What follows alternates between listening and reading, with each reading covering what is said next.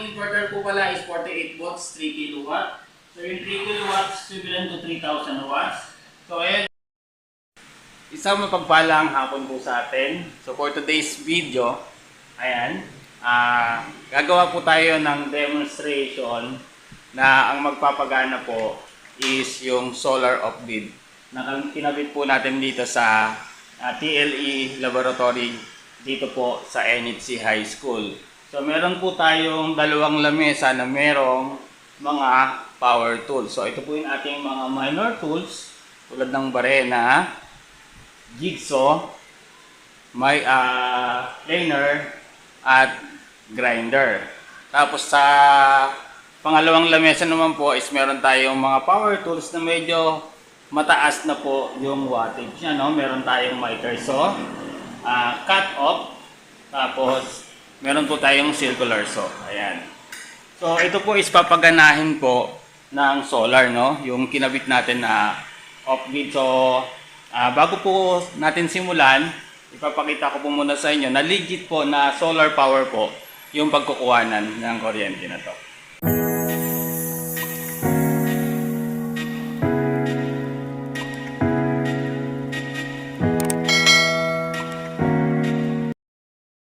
Ayan, bago po tayo magsimula, pakita po muna natin yung source ng electricity na gagamitin po natin. Ayan.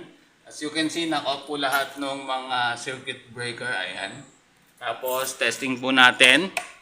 Ayan, hindi po gumagana yung ilaw po natin. Tapos, yung electric fan po natin, ayan, hindi rin po gumagana kasi naka-off nga po doon sa circuit breaker. So, dito po sa Caloocan is Meralco po, no? Ayan, so ito pong school na pinapasokan ko po is NHC High School. So meron po kaming kuryente. Ayan, yung source niya is nagmumula sa solar off-grid na kinabit po natin. Ayan, so off po natin yung inverter para makita nyo po na legit na dito po nagsisimula yung kuryente. Ayan. Ayan, nag-off na po, no? So as you can see, nag-off na rin yung ating electric fan. Ayan. So, legit na yung solar off-grid yung nagbibigay sa atin ng electricity. So, magsimula na po tayo. So, bago yan, on po muna natin to. Ayan. Ayan. Ayan, 220 volts yung output. Ayan, so on po natin. At magsimula na po tayo sa aking demonstration ng mga power tools. Ayan po, magsimula na po tayo mag-demo. So, una po natin i-testing yung barena, no? Ayan.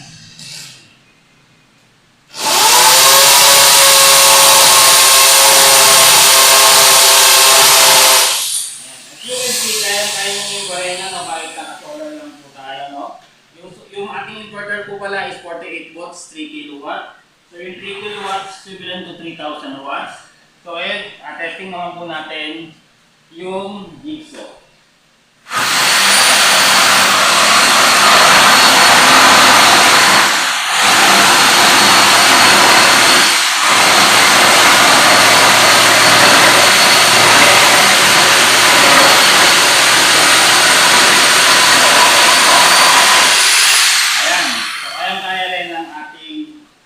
Solar, gamit po yung ating AC na inverter, no? Tapos, yung trainer.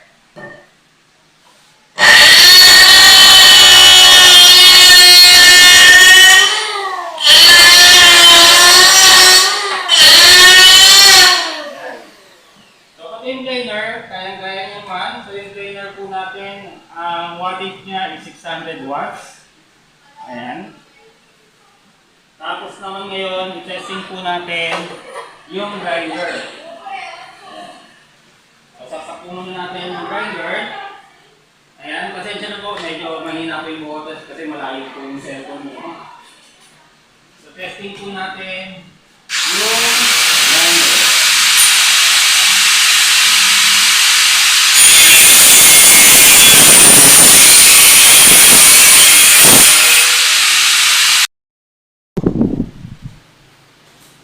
And guys, natapos na po tayo sa mga mga minor power tools na ginamit po natin, no? So ngayon naman, i-demo naman po natin yung mga matataas na wattage na mga power tools po natin tulad ng miter saw. So unahin po natin yung miter saw.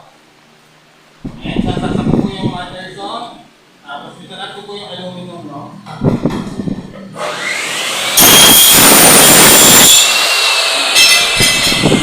Putol po agad. Ayan, putol po agad yung aluminum na kinat po natin, no? Tapos, pinutin po natin ito, ha? Baba po natin yung miter saw para makakita yung demo. Tapos, next naman po natin yung ating circular saw. So, kukuha lang po ako ng kahoy. Kunin lang po natin tong kahoy na to. Tapos putulin po natin gamit yung circular saw. Ayan, sasak po natin. Tapos, try natin po.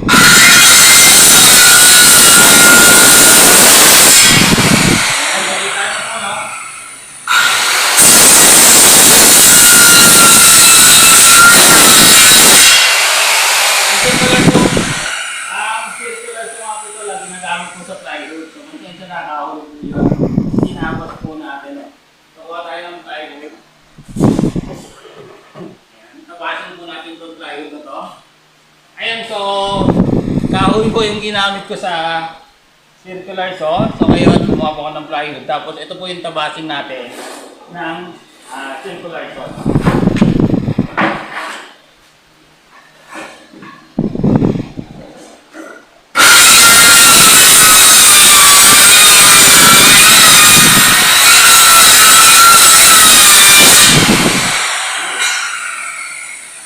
Ayun. As you can see, kaya yung so ngayon, ibaba na rin natin sa kasi tapos na natin yung demo. So ngayon naman yung cut-off naman, no? Tapos, hindi natin sasakan. Sabit naman natin yung sa cut-off. Tapos, putulin po natin yung tubular. Ayan. Putulin po natin yung tubular gamit po yung ating cut-off.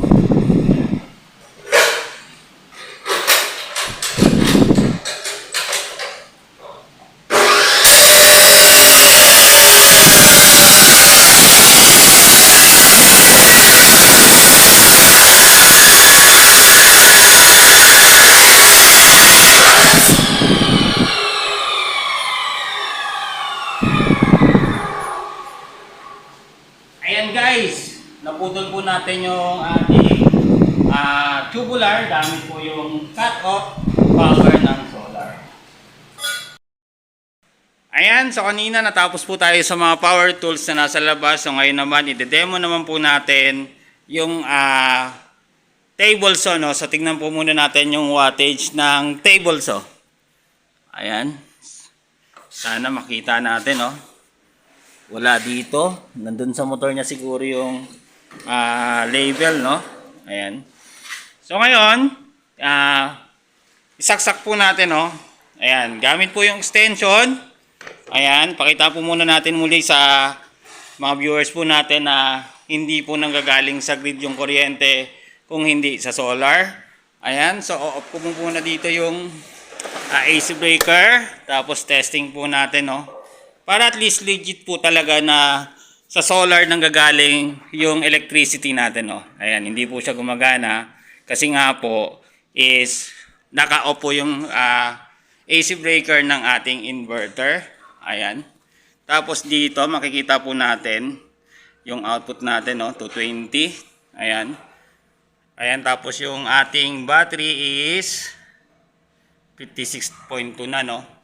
Ayan, so de-demo na po tayo, no? So, lagay na lang po natin yung cellphone dito. Ayan. Tapos, mag-demo na po ako, no? Ayan. So, on po natin yung ating table saw. Nakakuha ko pala yung breaker doon, guys. So, on ko lang po.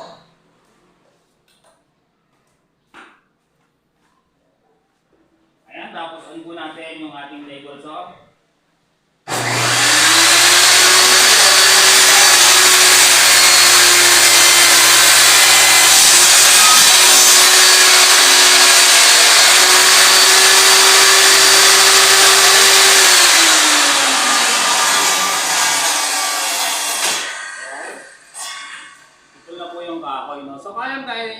kahit yung ating table. So, power siya ng solar off-grid.